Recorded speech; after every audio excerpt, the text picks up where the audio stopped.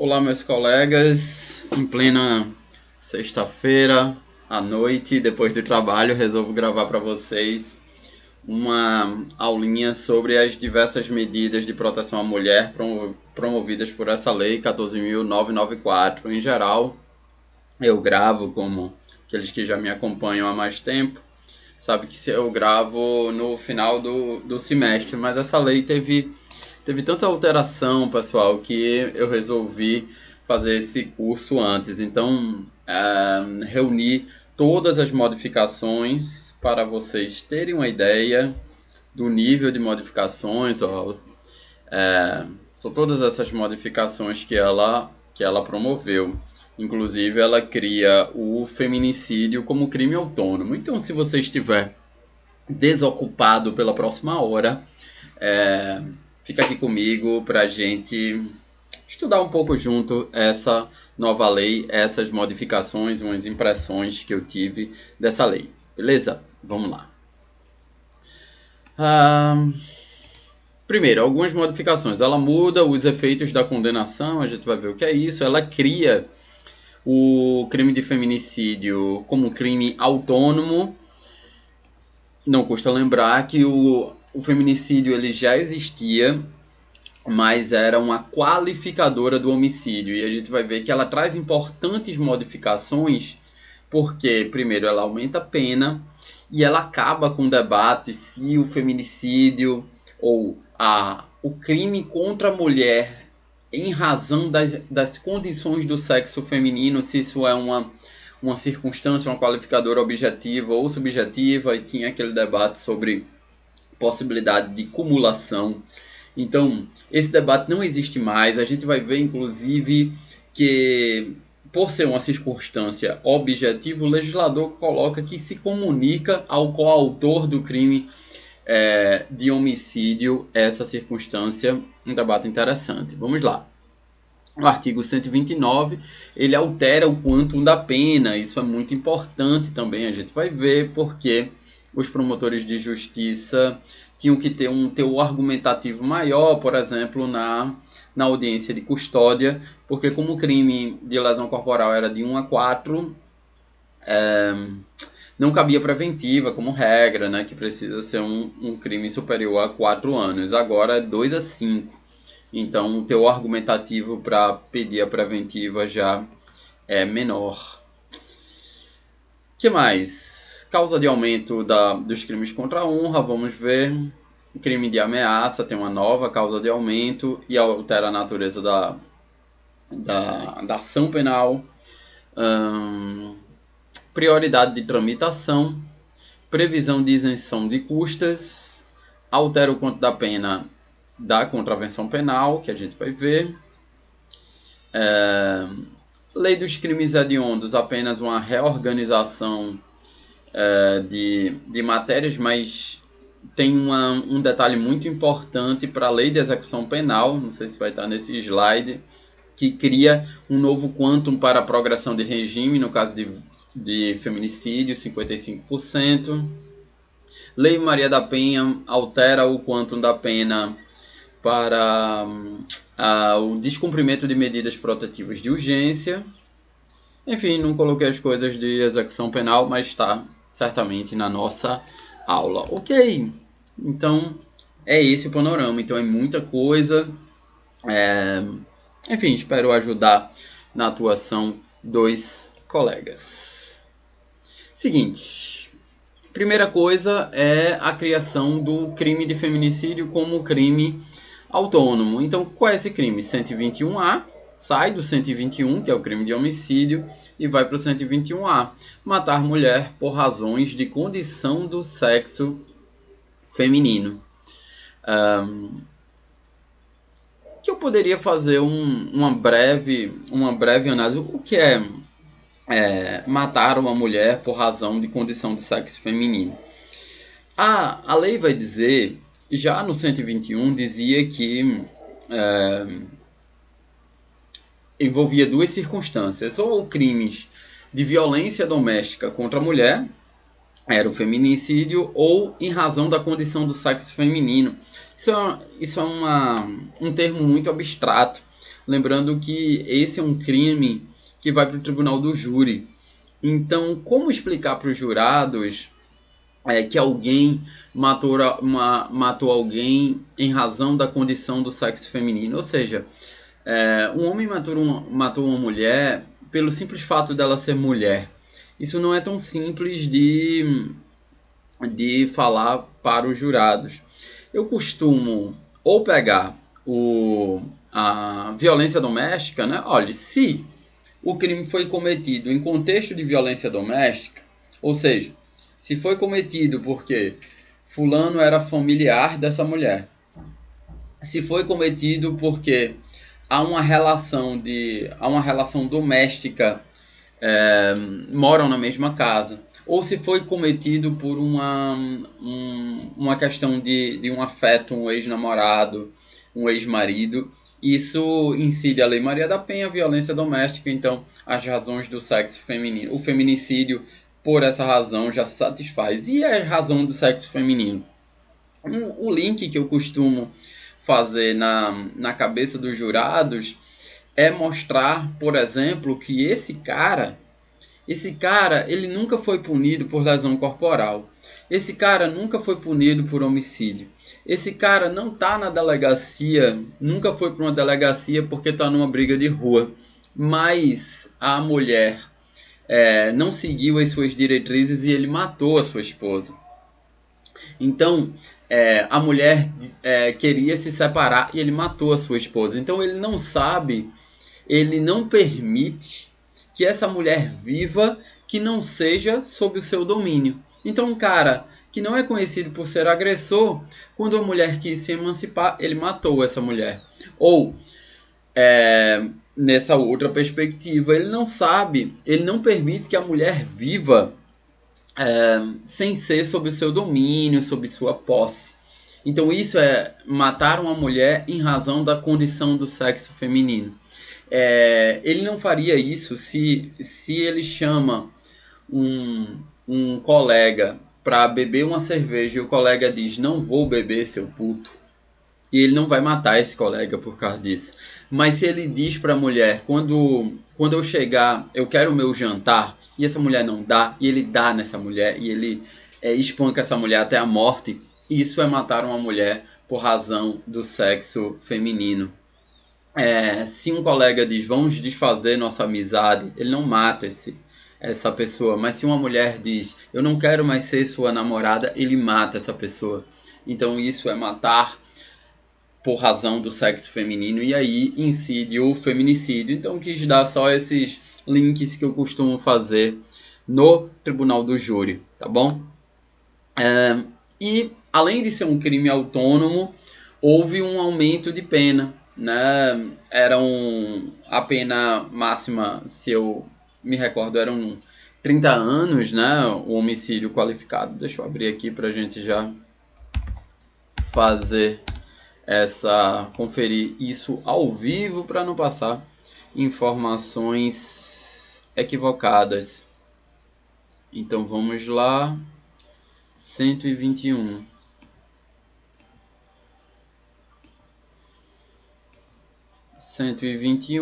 Homicídio qualificado de 12 a 30 anos. 12 a 30 anos é o homicídio qualificado. Agora passa a ser, é um crime autônomo, passa a ser de 20 a 40 anos. Então, em penas abstratas, passa a ser a maior pena do nosso ordenamento jurídico. Por quê?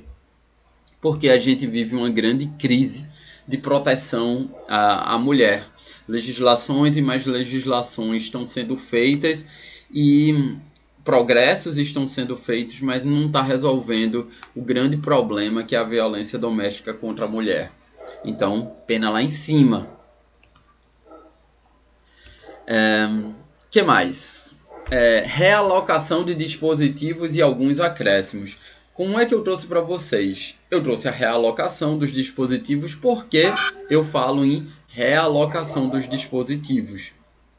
Porque eu falo que esses dispositivos já existiam, mas foram realocados, né, reorganizados no 121A, no parágrafo 1º e 2º do 121A. Mais do que isso, houve alguns acréscimos. Então, É, considera-se que há razões de condição do sexo feminino quando o crime envolve, já existia isso no 121, violência doméstica e familiar, que eu falei para vocês, ou menosprezo ou discriminação à condição de mulher. Então o que eu falei para vocês, aqueles toques sobre em circunstâncias semelhantes, não há o homicídio de um homem, mas há um homicídio de uma mulher.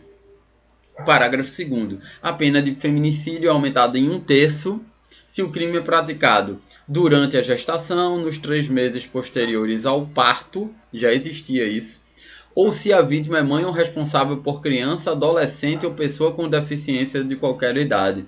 Salvo o melhor juízo, tinha menção de vulnerabilidades, pessoas com vulnerabilidade. Mas foi um acréscimo. Então, por criança, adolescente ou pessoa com deficiência de qualquer idade. Qual é o fundamento para isso, senhores e senhoras? Essa mãe é morta e essa criança, ela tem um prejuízo enorme na sua criação. Porque o pai vai ficar preso por muito tempo, se for o pai o que comete esse delito, e essa mãe vai ser impedida de criar os seus filhos. Vai ser impedido o seu direito de criar os seus filhos. Ela tinha um direito a viver da forma que ela quisesse, mas esse assassino não permitiu isso. Então interrompeu a vida daquela mulher. E há um prejuízo enorme para crianças e adolescentes, ou pessoas com deficiência, quando suas mães são mortas. São pessoas, no caso da deficiência, possa ser que ela seja sempre vulnerável, essa criança ou adolescente, e no caso de criança e adolescente é uma fase muito importante em que a mãe, os pais de um modo geral, são muito importantes. Então por isso que fundamenta esse acréscimo de 1/3. Contra a pessoa menor de 14 anos, maior de 60 anos, com deficiência ou portadora de doenças degenerativas que acarretem condição limitante ou de vulnerabilidade física ou mental.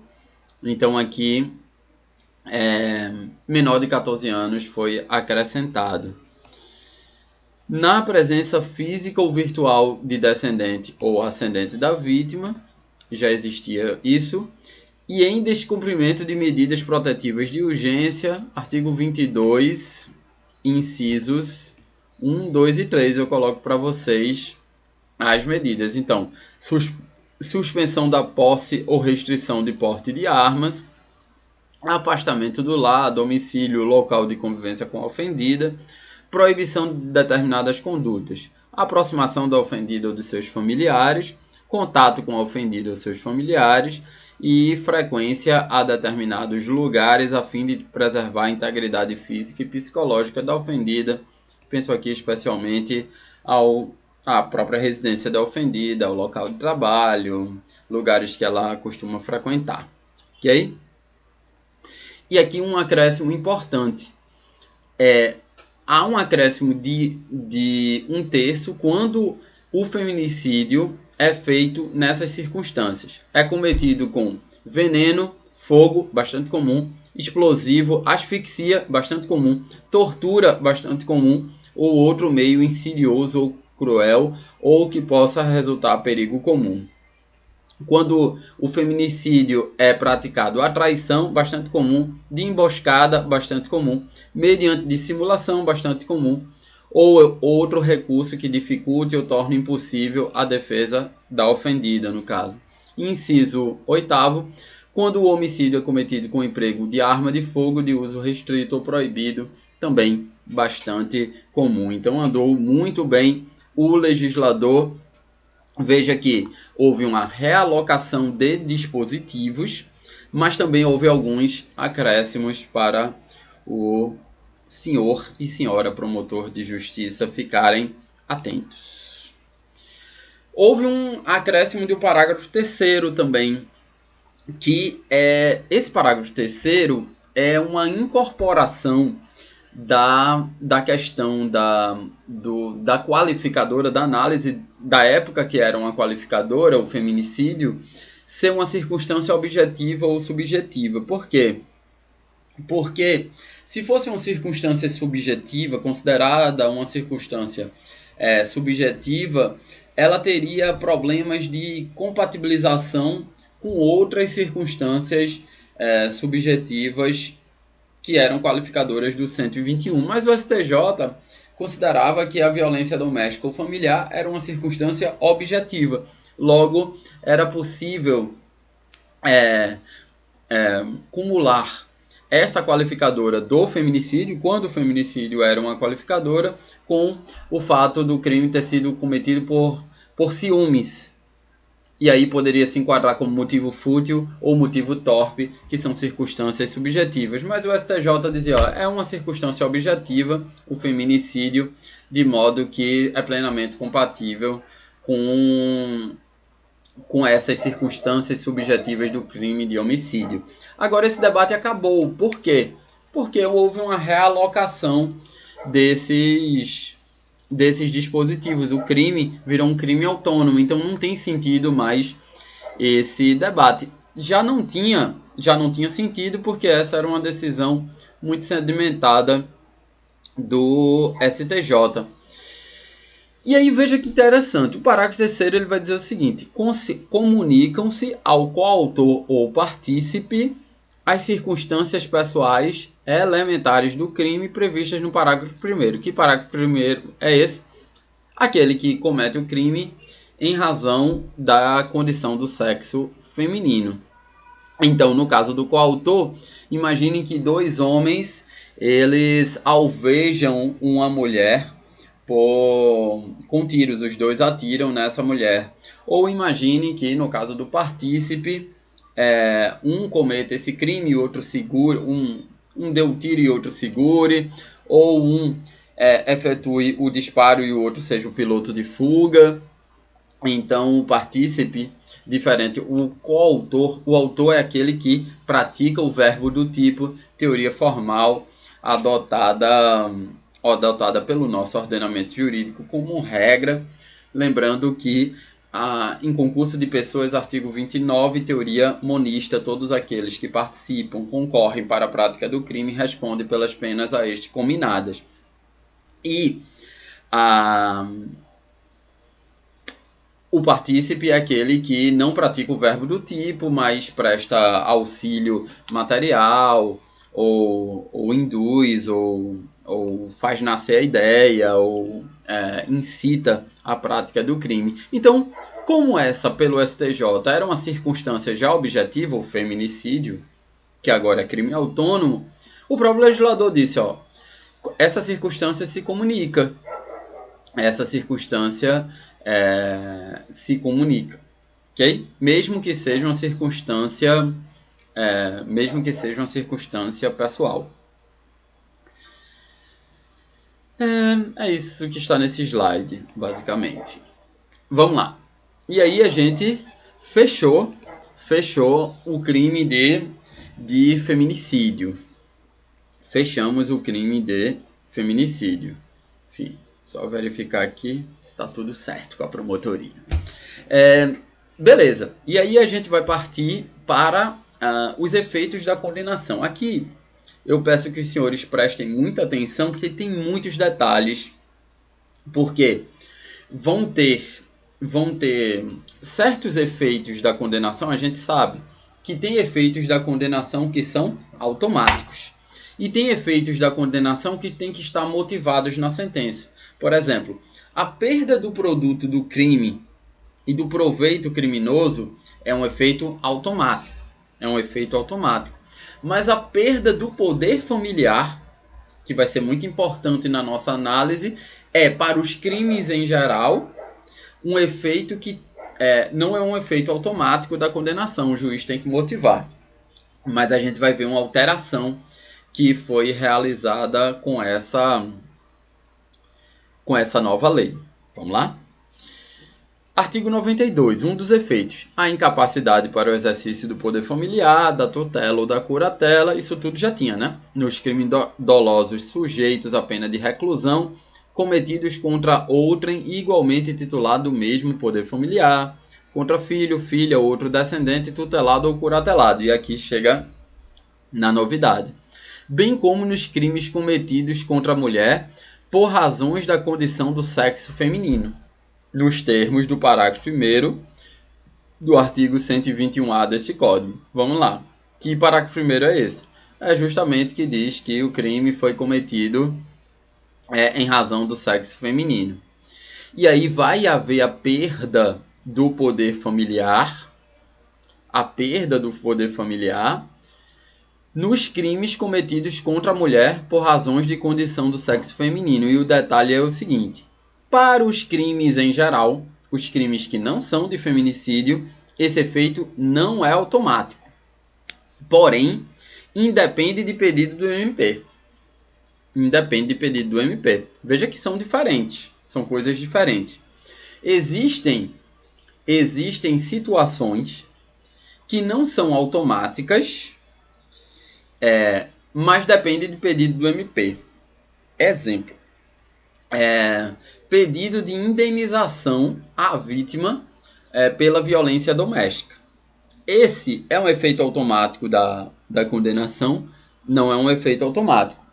E o juiz só vai poder analisar esse pedido de indenização se houver um pedido desse por parte do MP, do assistente de acusação, do ofendido. Então veja que, para vocês entenderem, esse caso aqui de perda de poder familiar por crime de feminicídio cometido em razão da condição do sexo feminino não é um efeito. Para os crimes em geral, vamos lá, retomando. A perda do poder familiar para os crimes em geral não é efeito automático. Mas também o MP não precisa pedir. O juiz pode analisar se o caso concreto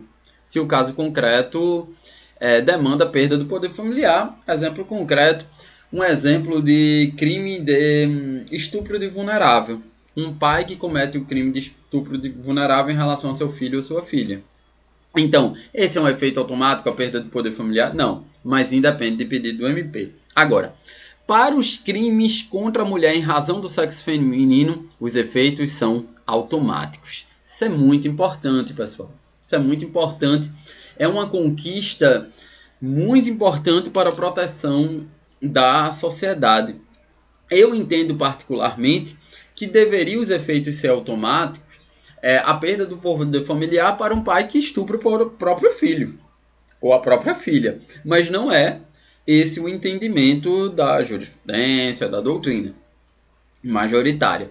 Mas o que a gente tem que atentar é que a perda do poder familiar para mulheres, para aquele que comete crime de feminicídio, em razão da condição do sexo feminino, a perda do poder familiar é um efeito automático da condenação. Isso é muito importante para que vocês, promotores e promotoras, promovam essa fiscalização da sentença.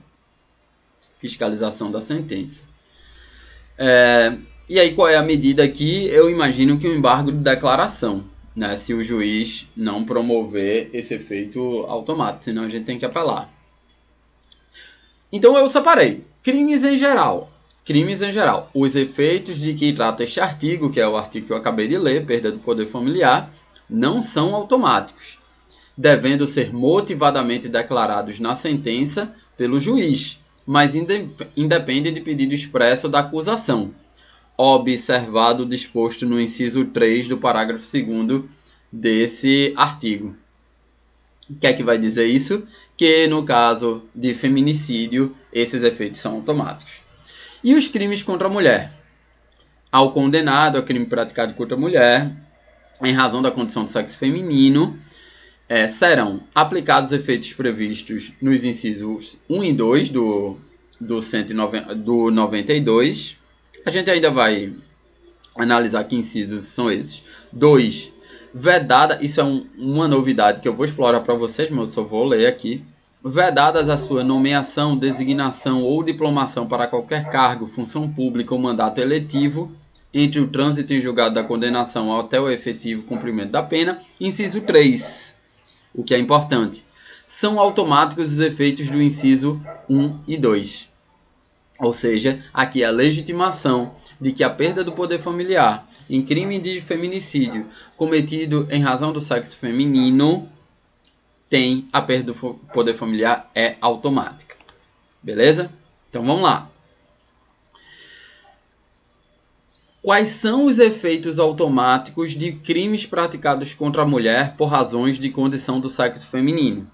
Quais são os efeitos? O inciso 1 é perda do cargo, função pública ou mandato efetivo, quando qualquer pena, vamos primeiro para a linha B, eu gosto de ler ao contrário aqui. Quando for aplicada pena privativa de liberdade por tempo superior a 4 anos, perde o cargo. E inferior a 4 anos, ou igual ou superior a 1 ano, os crimes praticados com abuso de poder ou violação de dever para com a administração pública. Inciso 2, é automático também.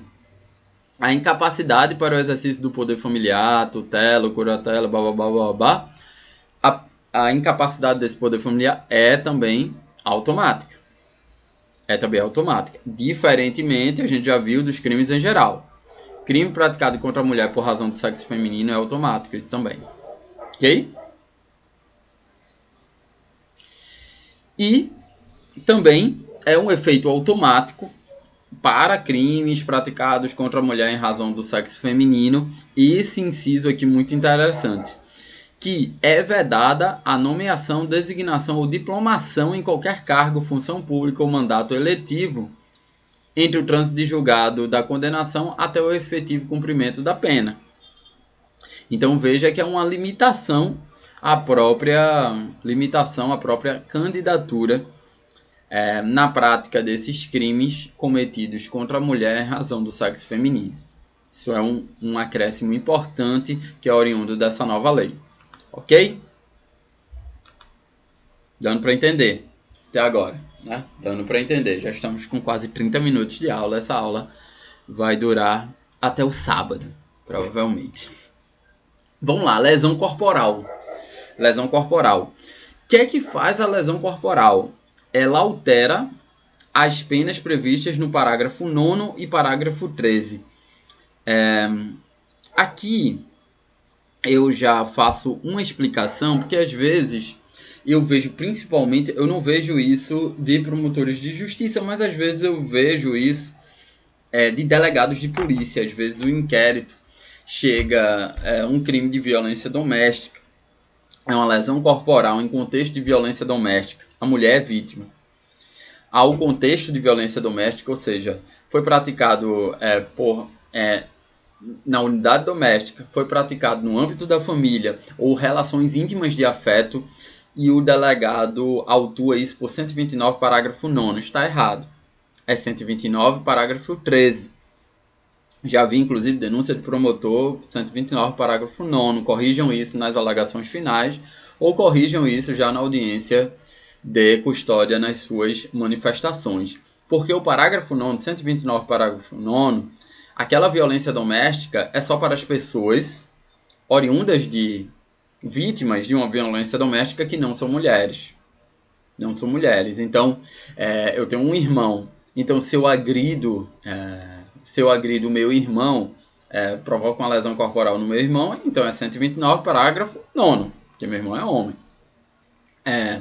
Mas, em relação às mulheres, 129, parágrafo 13. O que essa lei fez foi aumentar essa pena nos 2 casos. Ok? Aumentou para 2 a 5 anos. Era uma pena que era menor. Era uma pena que era menor que isso, e acho que era 1 a 4, algo desse tipo. E dificultava a prisão preventiva. Então, o poder de argumentação do promotor de justiça aqui diminui. Porque se uma pena... vamos lá. Tinha uma lesão corporal contra a mulher e a pena era de 1 a 4. E aí, não é uma pena que cabe prisão preventiva, porque o 313 vai dizer que a prisão preventiva, ela ou é fundamentada numa pena que abstratamente é superior a 4, ou ela é fundamentada quando há uma violência doméstica contra a mulher, mas especificamente o descumprimento de medida protetiva. Então não é simplesmente a violência doméstica contra a mulher. De modo que, como é que o promotor de justiça fundamentava esse pedido de prisão que, em regra, não cabia prisão preventiva? Ele fundamentava na gravidade concreta do delito. Então, quando o cara descia a porrada na mulher, e era um negócio muito grave, muito grave. Nós, promotores de justiça, já considerávamos que uma violência contra a mulher, uma lesão corporal contra a mulher, era grave em si. Mas, para convencer os magistrados, a gente tinha que apostar na gravidade concreta. Só que agora a pena virou 2 a 5. Então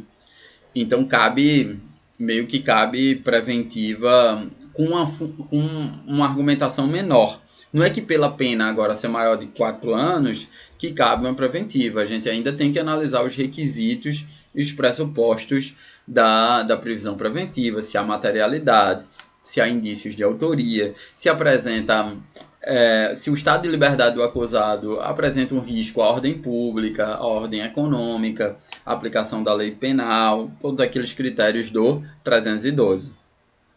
Ok? Mas agora o critério do 313 já está satisfeito, o que facilitou um pouco a proteção da mulher nesse ponto específico. Essa é o que a lei modificou de lesão corporal. Vamos agora para os crimes contra a honra. Nova causa de aumento nos crimes contra a honra. Se o crime é cometido contra a mulher por razões da condição do sexo feminino, aplica-se a pena em dobro. Então, se a injúria, a calúnia, a difamação é praticado pela própria condição do sexo feminino, se um sujeito diz que uma mulher não merece ser estuprada porque ela é feia, isso incidiria hoje em dia essa punição em dobro. A pena incidiria em dobro, ok? Apenas isso. Então, anotado, crimes contra a honra. Vamos para a ameaça. A ameaça houve tanto aumento de pena quanto a mudança da natureza da ação penal. Muito importante. Primeiro, vamos lá para o que é regra e o que é exceção. Então, a ameaça como regra, ela é uma ação penal pública condicionada à representação. Então, é preciso que alguém vá na polícia, preste um boletim de ocorrência, dê anuência à persecução penal. Né? Não é ação privada, é ação pública, só que é condicionada à representação. E qual é a exceção? Quando o crime de ameaça é feito contra a mulher por razões da condição do sexo feminino. Então, nesse caso, há uma modificação da natureza da ação penal, que passa a ser a ação penal pública incondicionada. Muito importante para nós promotores, que a gente consegue proteger essa mulher de forma mais perene, considerando inclusive que essa mulher muitas vezes ela está nesse ciclo de violência, considerando muitas vezes que essa mulher ela vem de uma estrutura de desigualdade social e ela não tem independência amorosa porque ela não tem independência financeira. Ela depende desse homem para sobreviver. Só que a ação agora é pública incondicionada, não é mais uma ação penal pública condicionada à representação. A gente não precisa mais da representação, ok? E o aumento de pena é que, se a ameaça é praticada contra a mulher por razões da condição do sexo feminino, pena em dobro. Pena em dobro. E o parágrafo 2º do 147 é onde tem essa modificação da natureza da ação penal. Ok? Deu para entender? Vamos lá para a lei dos crimes hediondos. Feminicídio continua crime hediondo. Como assim, professor? Ele continua crime hediondo? Então, um feminicídio, ele já era crime hediondo? Era sim, Porque lembre-se quando eu expliquei sobre a autonomia agora do crime de feminicídio. O feminicídio já existia? Já existia, só que não era um crime autônomo, que agora está no 121A. Ele era uma qualificadora do homicídio, artigo 121. E como? Desde sempre. O crime de homicídio qualificado era um crime hediondo, então um feminicídio sempre foi um crime hediondo. O que acontece agora é só uma realocação de dispositivos reescrita da lei. Como o crime de feminicídio virou um delito autônomo, foi modificada a lei dos crimes hediondos para incluir também um feminicídio como crime hediondo, com todos os consecutários dos crimes hediondos, impossibilidade de fiança, de anistia, aquela dificuldade na progressão do regime. A gente vai ver quando a gente tratar de execução penal, que também foi incluído um inciso lá no 112, que diz agora que aquele que cometer crime de feminicídio, ele vai ter que progredir quando ele cumprir 55% da pena. Então vamos lá, o parágrafo 1º da Lei 8.072 tem o inciso 1b, que é o feminicídio. Então já era considerado crime hediondo. Ok? Tranquilinho essa questão dos crimes hediondos. Não modificou nada. O feminicídio já era, e agora como crime autônomo continua a ser um crime hediondo. Lei das contravenções penais, vias de fato. Né? Se a contravenção é praticada contra a mulher por razões do sexo feminino, aplica-se a pena em triplo. No triplo. Então, 3 vezes a pena se foi por essa condição. Né? Aqui, muito importante.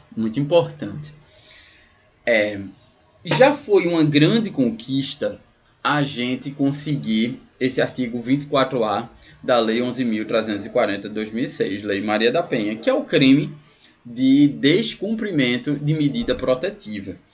E, pelo menos na comarca onde eu trabalho, há um grande sucesso nesses crimes, né?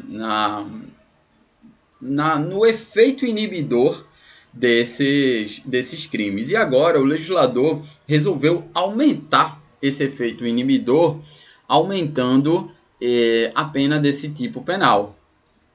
Antes era de 3 meses a 2 anos, agora virou uma pena de 2 a 5 anos, aqueles que descumprem medidas protetivas de urgência.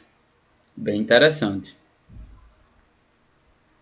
Já cabia preventiva, porque o 313, inciso 3 do Código de Processo Penal, ele já falava que aquele que descumpre medidas protetivas de urgência, independentemente do quanto de pena, já cabia preventiva. Mas o legislador ainda reforçou, então a gente pode pedir a preventiva com base agora em 2 dispositivos, né? O 1 e o 3, 313.1 e 313.3. Legal? Então foi importante essa alteração, lembrando apenas o direito intertemporal, né? Só aqueles que cometeram esse crime após esta lei que vão ser punidos de acordo com ela. Vamos lá. Alterações no CPP, no Código de Processo Penal. Não. Que ligando para mim, mas não é hora de atender porque eu estou aqui com vocês, né? Primeira alteração foi a prioridade de tramitação processual. Então, os crimes de violência contra a mulher terão prioridade de tramitação.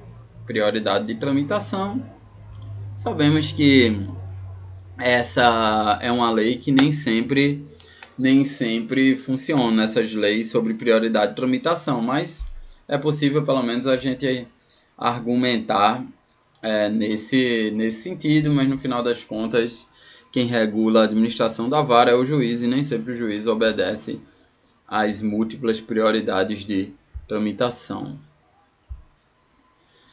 Isenção de custas, taxas ou despesas processuais.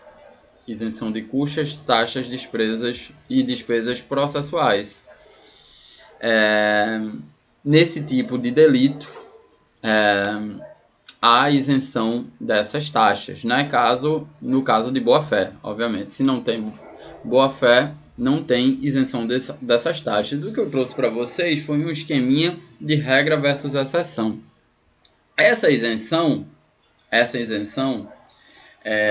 ela é importante porque ela se estende inicialmente à vítima, mas no caso de morte, ela vai se estender ao CAD, né?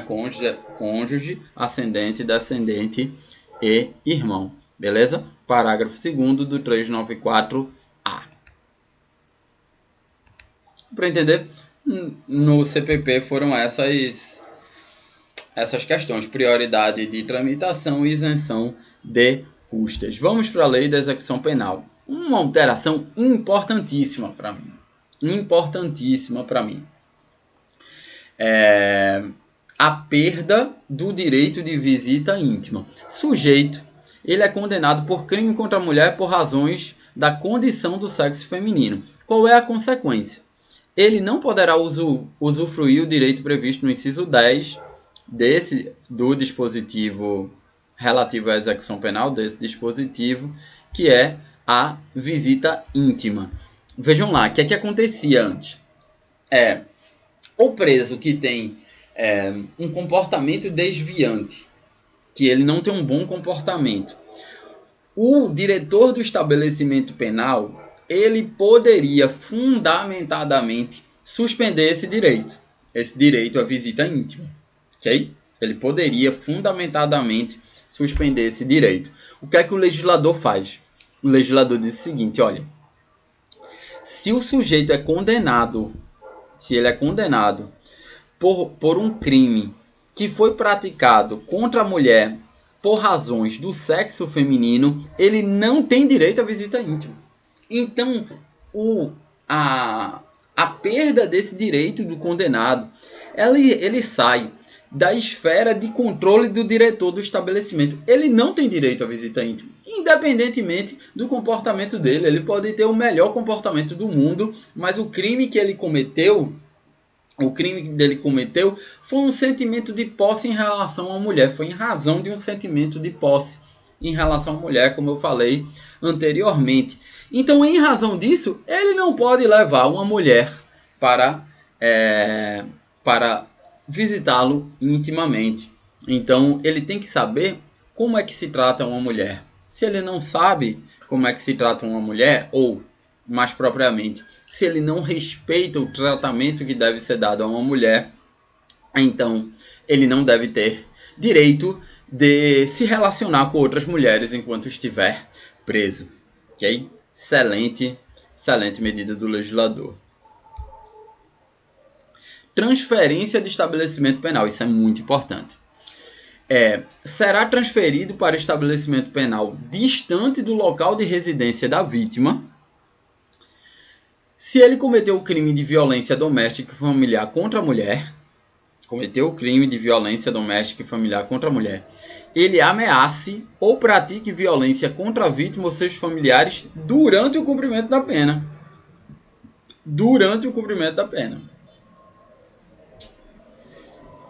Veja que é um dispositivo de proteção de um condenado, ou aquele que está cumprindo pena, que ele pode ameaçar a mulher de dentro do presídio. Pode levar ameaças para a mulher de dentro do presídio. Então, se ele assim o fizer, ele será transferido de presídio. Ele pode ser transferido de presídio conforme esse fundamento. Mas aí vai violar o seu direito de ressocialização, dele estar perto da sua família. Vai sim, é uma ponderação. O próprio legislador realizou uma ponderação de valores. Ele disse aqui, entre a proteção ao direito à ressocialização do infrator E a proteção da vida, da integridade física e psicológica da vítima tem que ser dada preponderância à integridade física e psicológica daquela que é vítima e daquela que não infringiu o ordenamento jurídico.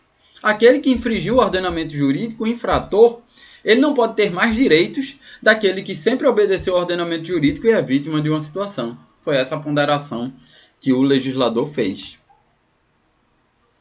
Então veja que interessante. Não há que se falar em trânsito em julgado de sentença penal condenatória. Por que isso? Por que isso? Porque o legislador fala, enquanto ele estiver cumprindo pena. Veja que esse crime de ameaça, beleza, está se apurando a ameaça, mas não vai esperar haver o trânsito em julgado desse delito em tese de ameaça para possibilitar ele ser transferido de estabelecimento. Então, se há notícia sobre essa ameaça, desde que a notícia seja fundada, é possível a transferência de estabelecimento penal desse infrator antes mesmo do trânsito em julgado desse crime de ameaça em tese. Ok? Bem importante essa questão. Assim, é uma interpretação que eu faço, né? Pela leitura do dispositivo, e senhores e senhoras podem fazer uma interpretação diversa, obviamente. A progressão do regime, que eu já lhe falei para os senhores e as senhoras. Não vou atender, pessoal. Não vou atender a ligação. Tá acabando a aula. Que é uma progressão de 55%.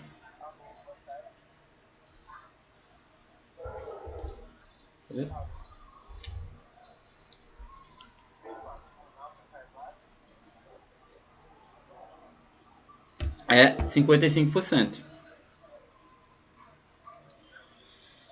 E é vedado o livramento condicional. Tava atrapalhado com o celular aqui, pessoal. Vedado o livramento condicional. Então, 55% da pena se o apenado for condenado pela prática de feminicídio, se for primário, vedado o livramento condicional. Atualizem.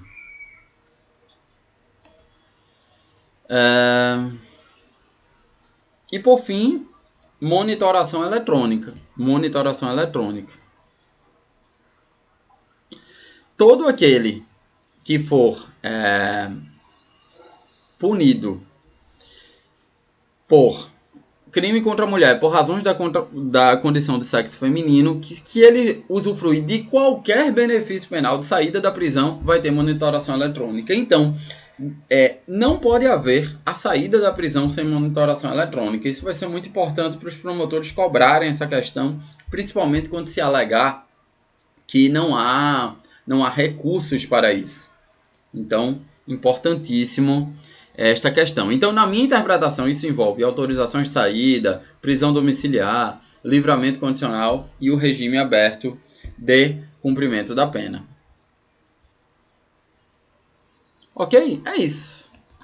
Essas foram as amplas modificações dessa lei, que aumenta significativamente a capacidade de protegermos a mulher. Espero que vocês tenham gostado. 50 minutos de aula quase. Valeu, até a próxima.